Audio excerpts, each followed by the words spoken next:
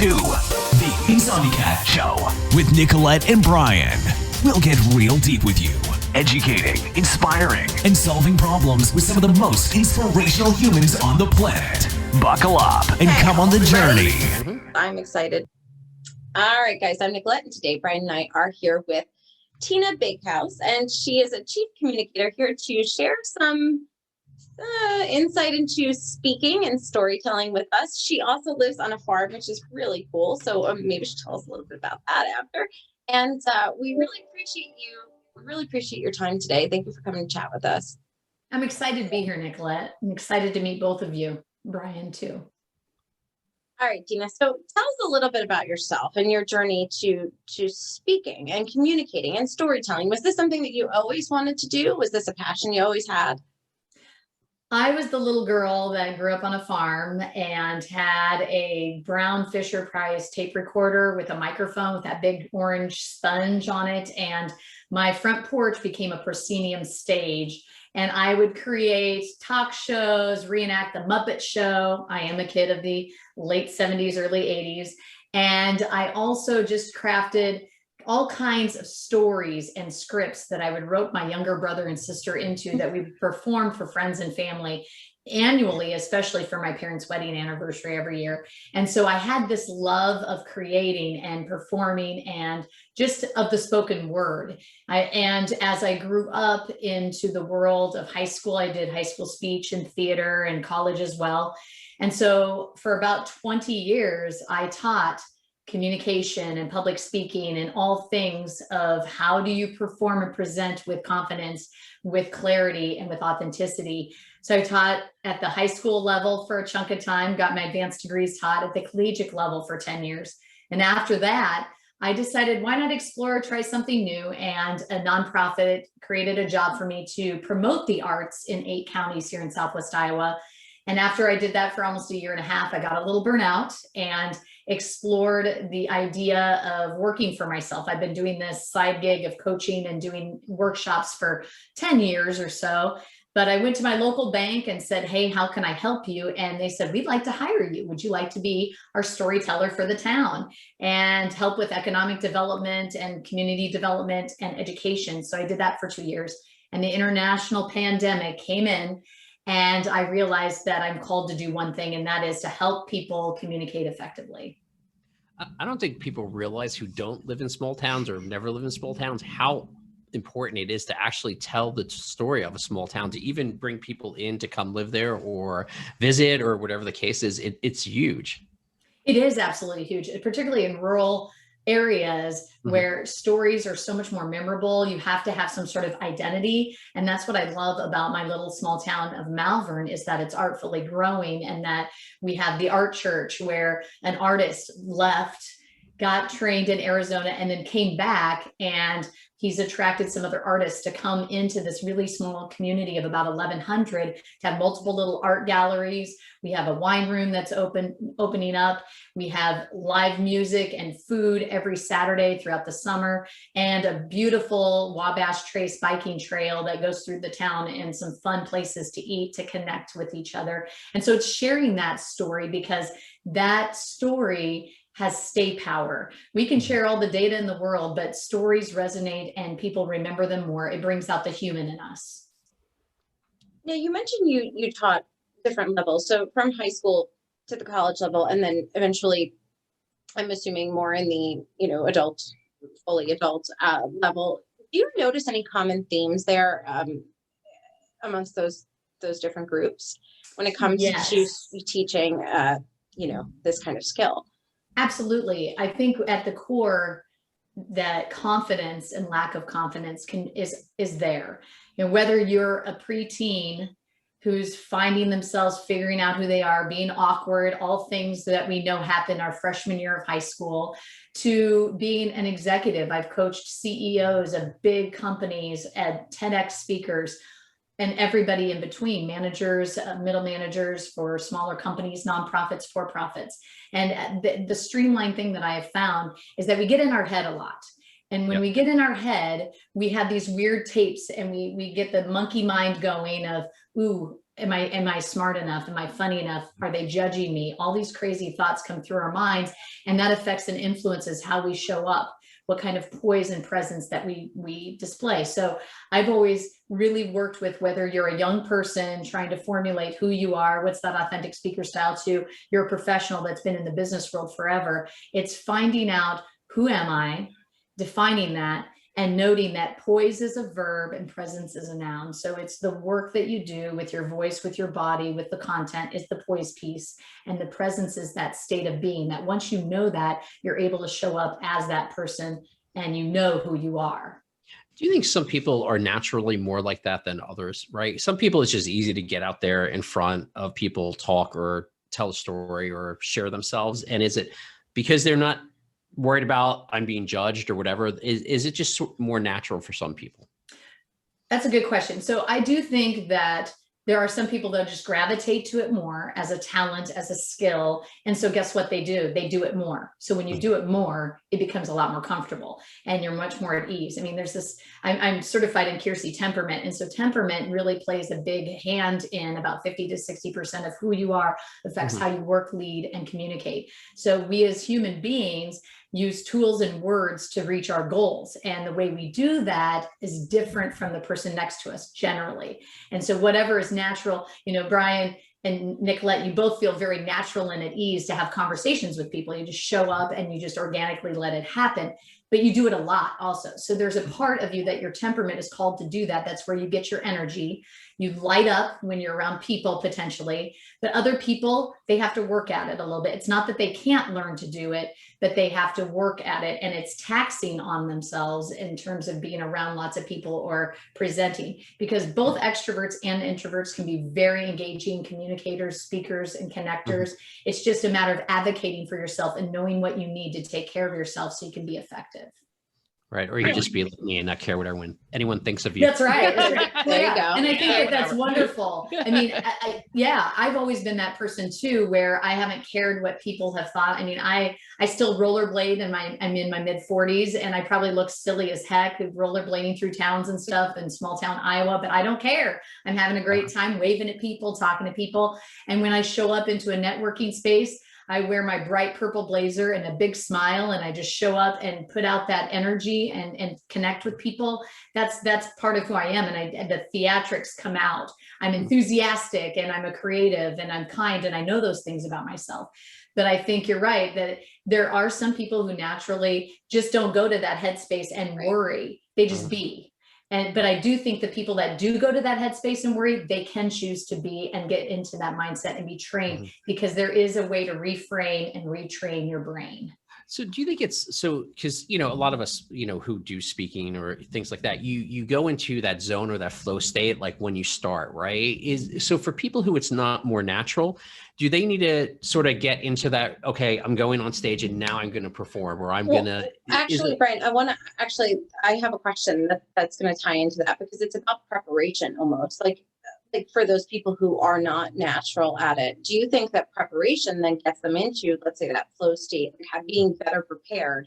Maybe they can't do it as well off the bat, but with the proper preparation, could that boost their confidence to give them that, you know, what Brian's referring to? First of all, I love that both of you used the word flow. That's one of my favorite. I mean, I've read about the theory of flow, and I collaborate with two people that are researchers in that in flow, and it's a skill and a state of mind, and athletes get into it when they're in that sport. And I do believe that speakers and communicators can get into flow. So I want to address that question, Nicolette, and that is there are three things that are in your control.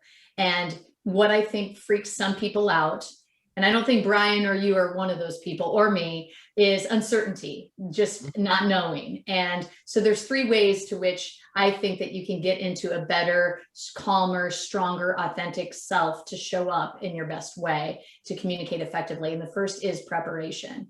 And preparation comes with analysis of who's your target audience, to whom are you speaking, what is your desired outcome or purpose for which you're talking, and what is the context? Is it in a big auditorium, a keynote experience? Is it a workshop in a conference space? Where's in the basement with some older, adults where you're speaking to church women, or a group of community youth at a library. So all that matters, and knowing that context, audience, and your desired outcome and preparing for that is very important, as well as knowing how you're going to start, knowing how you're going to end, and having clear, thoughtful points in which you connect with your audience and be audience centered. And the more you prepare, the more you'll feel confident and competent with that information. The second piece that's in your control that can lessen that uncertainty is the practice. And I really believe in this. Think about I met a pianist years ago, and she was just amazing at playing without any music. And I had a conversation with Joyce Yang, and she said that she spends 8 hours a day practicing and only takes 3 days off a year. Pretty intense, right? But she's amazing at what she does. She takes it very seriously. And I know that rule of 10,000 hours, right, of what you put in and invest into something. And so for every minute that I have a presentation, I prepare an hour, and I practice and I put into it the rigor, because I take it very seriously. It is a sport, and it is a passion for me. And so the practice, your speaker ritual, how you engage in the material, the research, the conversations, I talk about the things that I'm learning. So it's in there, it's in my head and transfers to my heart so I can share it out. The third thing that people can work on, in addition to just preparation and the practice, is the pause. And that is when you do get that moment of nervousness, you have more control over your body and your breath than you ever can imagine. And so when you take that moment and you take that beat and you take that pause, you will then be able to get back into the space and get back into connecting to your audience. Now, you mentioned in their ritual, right? So is there certain, now rituals, some people they'll sit there and they'll pace. Do you know what I mean? Before they go on, are you talking about those type of rituals too? Like to get people into the right zone? Yes, I have speaker ritual, and it starts, with the day before for me until the end of the presentation. So it's all in how you prepare. I think about, I was in athletics in high school and in college, and think of the stuff that they eat and how they rest and what they do and how they warm up. For me as a speaker, all those things, taking care of my physical body, my mental body, my voice is also very important. Taking care of all those things, but also realizing, the content needs to just trust myself. I need to get into that headspace and heart space of trusting myself. So I make a real ritual of being done with the content, not looking at my notes by noon the day before. And I'm like, I've looked at it enough. I presented it enough. I feel good enough. Right. And then I always make sure I eat a light meal that night before. I get to bed early. I get up early the next day, do yoga. And physical activity is really good in terms of movement beforehand. So when you see people pacing, that's actually a really great thing to do, because your physical body is really getting warmed up, and it helps that calming factor. But also warming up of the voice and taking good care and not doing dairy products. All of those things matter, because you have to take care of yourself so that you can take care of your audience. Yeah, it's interesting because, same thing. I grew up as an athlete and still am to some degree, right? And, there's all these rituals, and it's the same thing. I go through that same sort of ritual state, because I think what happens too is you also go, okay, you've only prepared, what you point out, you prepared, right? You prepared as much as you can. And now that's 90% of the work. And now it's just showing up and accepting the outcome for whatever the outcome is going to be, and I feel like once you're going to just accept that outcome, you're going to do your best, you're going to accept your outcome. It releases your mind of worrying about am I going to mess up or something. But wait a second. But what if you're not prepared? So I want to bring up Brian, because Brian doesn't prepare that much when he is ever speaking in front of anyone, right? Yeah. But he's always, but it's always a great job. So, how does that, does that play into, like, some people are just naturally a little bit better on their feet, right? On their toes in the moment, they don't do as well maybe when they prepare, or how does that play a role then if you're going out there unprepared? Because I get it. Like, stop looking at everything, right? Stop looking at everything. You're as prepared as you're going to be. But what if you don't prepare? What if you don't prepare? How does Well, that work? and I feel like, this is something, I think there's a place for, obviously, I'm trained also in improvisation where it's yes and is like at the core. You come with a yes attitude and then you add something to it. And there's definitely a place for showing up and just thinking off the cuff and being organic. Like, for example, in an interviewing situation, being somewhat prepared, at least knowing, whom am I interviewing and what's the core of what we're talking about, but just showing up and asking questions and actively engaging and listening. So what I noticed already with the two of you is you do listen to what I say and you build that next question from what you've heard. If you weren't fully present and in the moment, then the interview would be poor. So you don't have to do as much work if you are accepting the situation for what it is. There's a lot of perfectionism out there and a lot of perfectionists. I'm a recovering perfectionist. Mhm. And so I have let it go in terms of, okay, Dale Carnegie said there's 3 types of speeches you give: the one you prepare, the one you give, the one you wish you would have given. And I laugh at that because, you always think about, oh, I should have said that, or I could have said that, or this was a good idea. But I love that, I can tell just from your energy and the rapport that the two of you have, not only with each other, but your guests, you let things organically happen and you release of that control. And so I think when their stakes are high, like if you were to give a TEDx talk, if you just showed up and winged it, they would be PO'd. Okay. They would not dig it and it would be obvious. So you would probably, because you have to do under 18 minutes. So the context for that situation is you better be prepared. In fact, my most recent client, I got to see him present a TEDx event, which was so awesome to go to a live event. And he had to memorize. And for the first time, he's like, Tina, I don't think I can memorize this. I'm like, dude, just share it to the cows. Present to the cows, record yourself, listen to yourself in the tractor. And he goes, I did it. And it really made a difference. And so it's knowing the context, it's knowing the situation that yes, there are definitely times where you don't have to prepare, but there's other times that you absolutely should when the stakes are high. And if the expectation is that the output, if you're speaking at a huge summit for internationally for 5,000 people, you should probably have some of your people You should probably have an idea of what you're going to say. Yes, you should definitely have an idea of what you're going to say. So there's a healthy, happy balance, right? Because if you know what you're going to say, like those key points and you know how you're going to start, you know how you're going to end.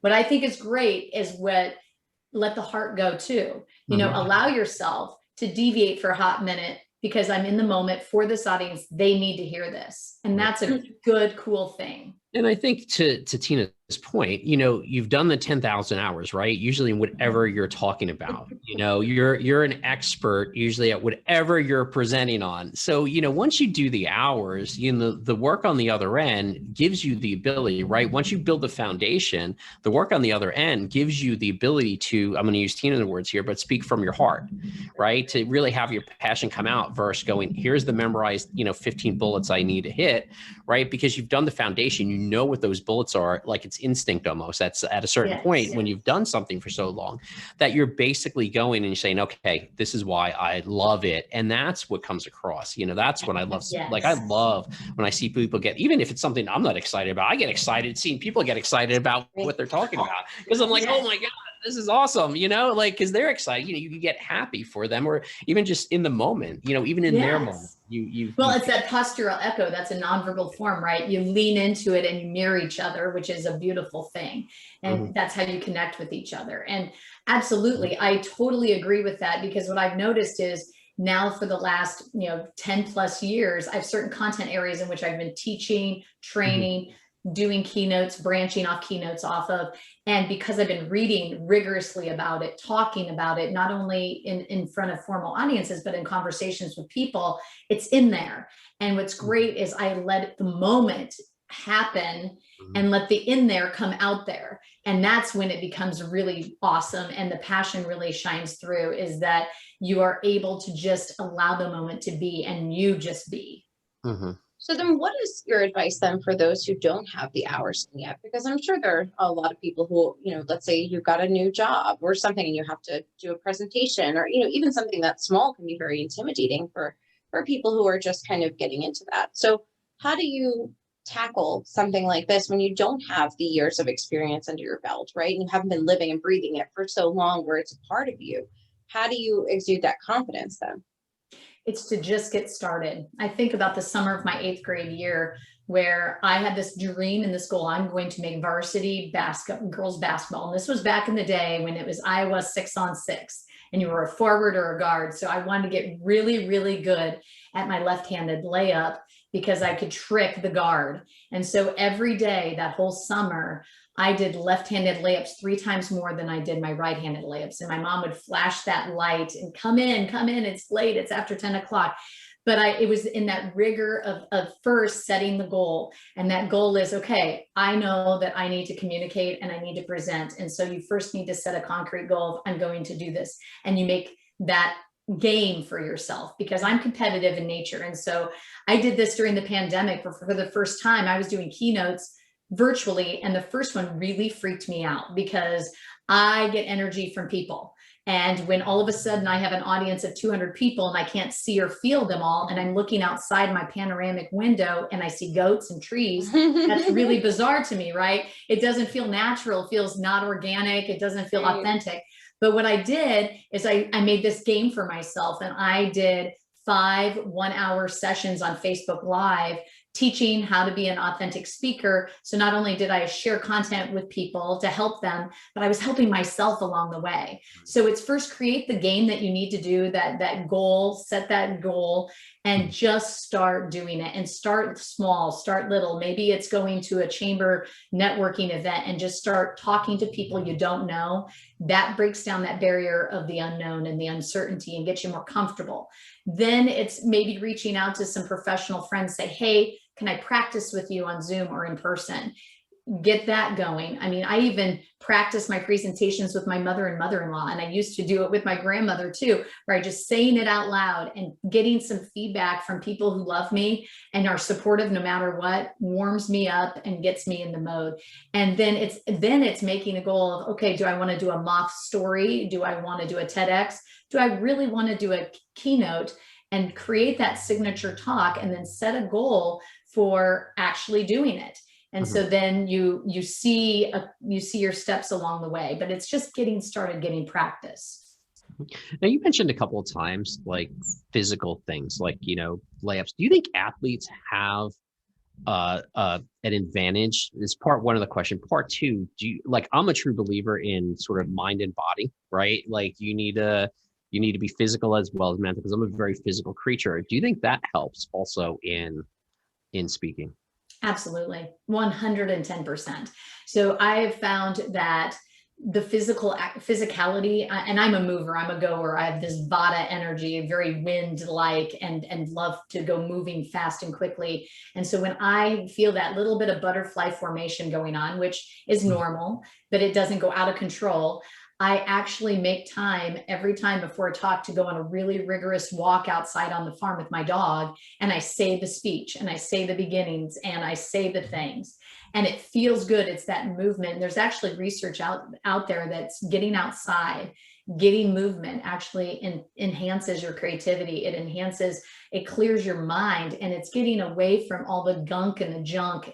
And so absolutely, I think getting that mindset of physical movement before and the speech, whether the day before, the weeks before, but right before, actually gives you an edge and getting to present even more effectively. All right. So hit us with your top speaking mistakes. I really want to know what your thoughts are on this. What do you see that people are constantly, I don't want to say doing wrong, but doing wrong, right? And maybe how can we fix them? I have 3 top mistakes I'm going to share. Okay. The first is verbal fillers. They're the vocalized pauses. And those are the ones and the one I've noticed for the early 90s, was the filler, like this, like that, I'm not hearing like as much as I'm hearing the word so. So blah, blah, blah, blah, blah. And so the thing that you have to think about when you are wanting to say something, you need to ask yourself, when am I doing the verbal filler? How often am I doing it, and why? Is it because I need a transition and I don't know what I'm going to say? Is it before a big idea? Is it just where a pause will do. And to me, the pause will do. And we are just so eager to fill the air with noise that we clutter it. And we clutter it with vocalized pauses, whether it's the ums, the ahs, the you knows. But so has become one I hear a lot more frequently. Think about what you say, how you say it, and bridge that gap with a pause or a fluid transition. And that leads me to number 2, transitions. Signposts and transitions are not used ever enough. What I have found is people think, yeah, I'm just going to wing it in the body of my speech. And what you have to note is that you are the verbal map for your audience. You want to keep them in the know. The moment they have to think about where's the speaker going, they have shut down. They have stopped listening. They are now hearing your wah, wah, wah, wah, wah, wah, like Charlie Brown, but they are not understanding or comprehending the message. You need to transition, give internal previews and internal summaries. For example, when you're ready to transition into a new idea, I might give this particular example. Today I've been talking and focusing on you have to first know yourself. That's an internal summary. Now I'm going to move into this new idea of being able to know your team. That's an internal preview. So you want to sum up what you've said, preview what's to come. Signposts are also, when you go on a road trip, do you jump in the car and just go aimlessly? Maybe. But if I know I want to hit way up to Lake Mackinac in Michigan, it would not be effective or efficient to just jump in the car and head north. It would take me forever. I need signs. I need to see exits. I need to know where I'm going. So I look at the map to get the whole picture, but I also use a GPS to kind of support that. You need to do the same with your voice and with the content of your message. Signposts are words like 3 things I'm going to tell you today. First, second, third. That's an example of noting where am I at in my talk. Your audience will thank you because they need that device to know where you are and where you're going. They're not reading it, they're hearing it. The other piece, another signpost is saying things like a marquee that says, listen to this. Most importantly, or if there's nothing you're going to take away from this talk, take this away, or those kinds of words and phrases. More importantly, those will indicate what's important. The third is I've really noticed that people are poor at how they start and end their talk. Okay.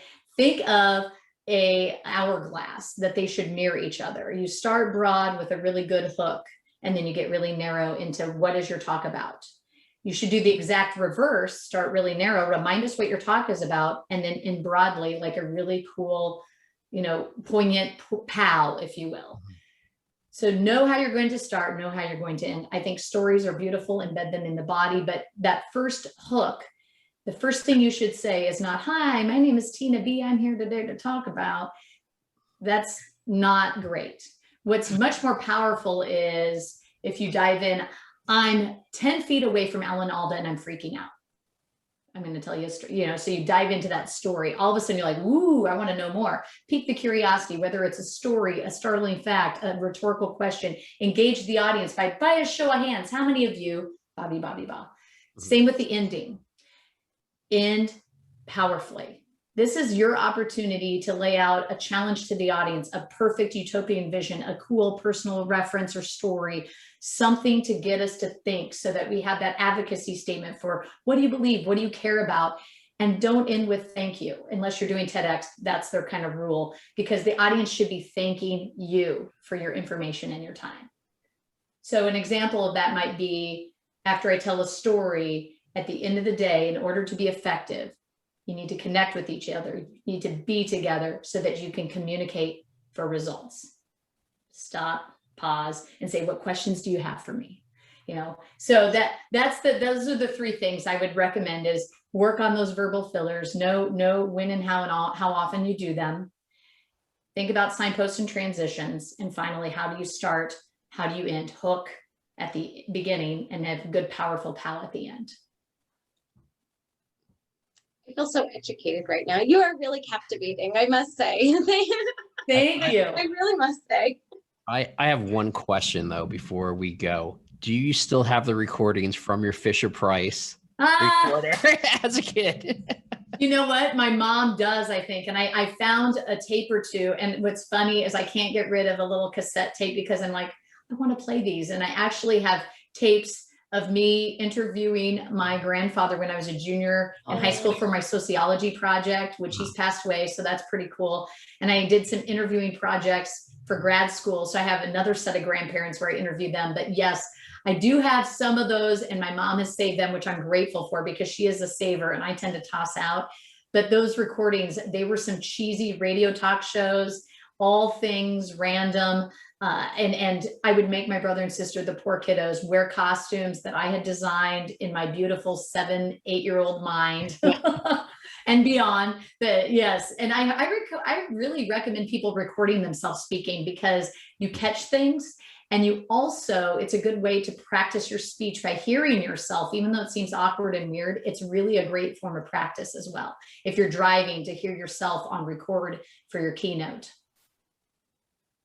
Those are some great tips. And you know, I did get a chance to peek at your TEDx talk. And I think what and when I watched it, really what it was is a giant lesson, you know, I think in speaking, because I think it's worth a watch, especially if anybody, although the topic is not about communicating and speaking, the way that you present the topic, and I believe it's agriculture and things like that, it's a really great lesson. And I think something that everyone should watch if they are interested in actually speaking the way you do.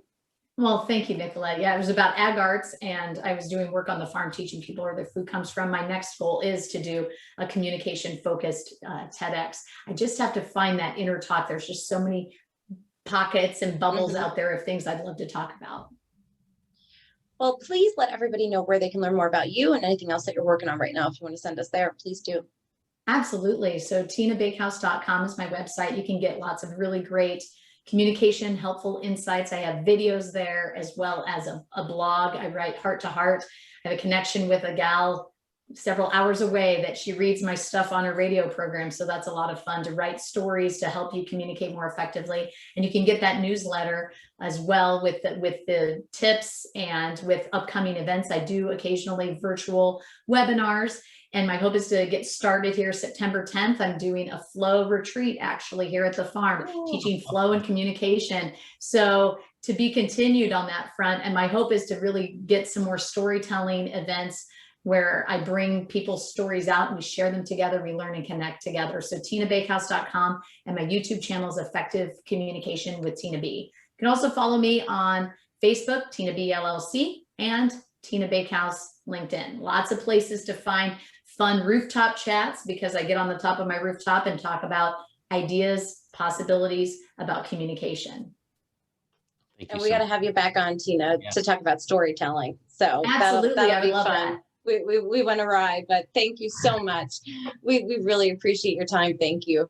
Thank you. It was a pleasure.